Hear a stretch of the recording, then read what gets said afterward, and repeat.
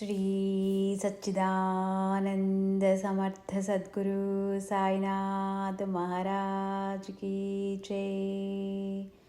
నమస్కార సాష్టాంగ శ్రీ సాయినాథ। ఓం సాయిరామ్। సాయి వికాస తరంగిణి అందించిన వారు డాక్టర్ కుమార్ అన్నవరపు గారు। ఈరోజు వారికి మనస్ఫూర్తిగా నమస్కార సాష్టాంగ ప్రణామాలు తెలుపుకుంటూ ఈరోజు మనం తెలుసుకుంటున్నది మనందరికీ సాయి అందిస్తున్నది బాబా కోరే దక్షిణలు మనందరి నుంచి। అవి ఏంటంటే కీర్తి, సంపద। ఈ రెండింటిలో సంపదనే ఎక్కువ మంది కోరుకుంటారు। ఎంత కాదనుకున్నా వద్దనుకున్నా ధన వ్యామోహం మనసుని విడువదు। దైవ సాక్షాత్కారం కావాలంటే ధన వ్యామోహాన్ని విడవాల్సిందే। కీర్తి అంటే నశించనిది అని అర్థము। నిత్యమై నిలిచేదే దైవం। అనిత్యమైన ధనంపై ఆశ వదులుకొని నిత్యమైన దైవం కోసం ప్రార్థిస్తే ఆయన అపారమైన కరుణని ప్రసాదిస్తారు, కురిపిస్తారు। భగవంతుని కరుణ కన్నా మించిన సంపద ఏముంది?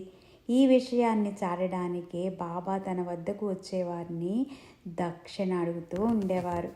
సాధారణంగా గురువు దేవుని వద్దకు వెళ్ళేటప్పుడు ఒట్టి చేతులతో వెళ్ళకూడదని శాస్త్ర ప్రమాణం। ఎంతో కొంత దక్షిణ ఇవ్వడం సాంప్రదాయం। బాబా ఈ దక్షిణను అడిగి మరీ తీసుకునేవారు। మరికొందరు ఇస్తామన్నా బాబా తీసుకోలేదు।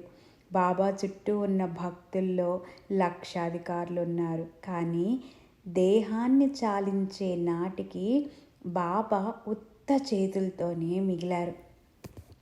ఒక్కోసారి బాబా డబ్బు కాకుండా ఇతరత్ర లక్షణాలను కూడా దక్షిణగా కోరేవారు। ఒక భక్తుడికి జ్ఞానేశ్వరి గ్రంథం చదివి అందులోని 9 విషయాలు నేర్చుకుని ఆచరించమని, అదే తనకు దక్షిణ అని చెప్పారు। జ్ఞానేశ్వరి గ్రంథం చదివి అందులోని 9 విషయాలను నేర్చుకొని ఆచరించి అదే తనకు దక్షిణగా ఇమ్మని చెప్పారు। మరో భక్తురాల నుంచి కామ, క్రోధ, లోభ, మోహ, మద, మాత్సర్యాలనే 6 చెడ్డ గుణాలను దక్షిణగా కోరారు। భక్తుల్ని మోక్ష మార్గంలో నడిపించడానికే బాబా ఇలా చేసేవారు। శ్రీ సాయినాథాయ నమః। ఈ జీవితం దేవుడిచ్చిన వరం। 84 లక్షల జన్మల తర్వాత లభించిన అదృష్టం ఈ మానవ జన్మ। ఇంత గొప్ప జన్మ ద్వారాగా లభించే జీవితం ఒకే ఒక్కటి, అది మళ్ళీ మళ్ళీ రాదు।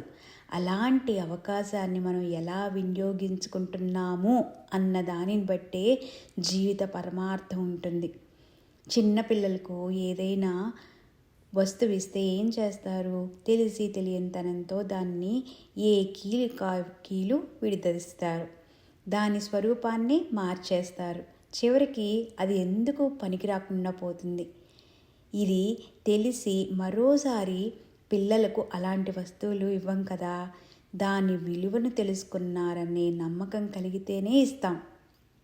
భగవంతుని ఎదుట మనం కూడా పిల్లలమే। తండ్రి లాంటి భగవంతుడు పిల్లలం వంటి మనకు ఈ విలువైన జీవితాన్ని ఇచ్చారు।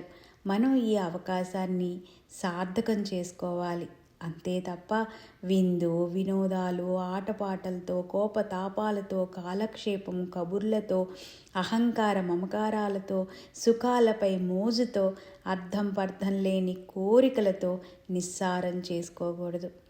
మళ్ళీ ఇలాంటి అవకాశం లభించకపోవచ్చు।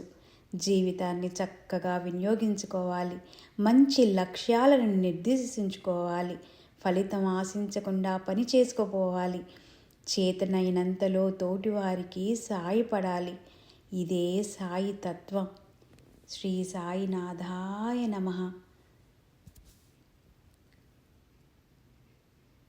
శ్రీ సచ్చిదానంద సమర్థ సద్గురు సాయినాథ్ మహారాజ్ की जय। నమస్కార సాష్టాంగ శ్రీ సాయినాథ। సాయిరామ్ సాయిరామ్। సాయిరామ్.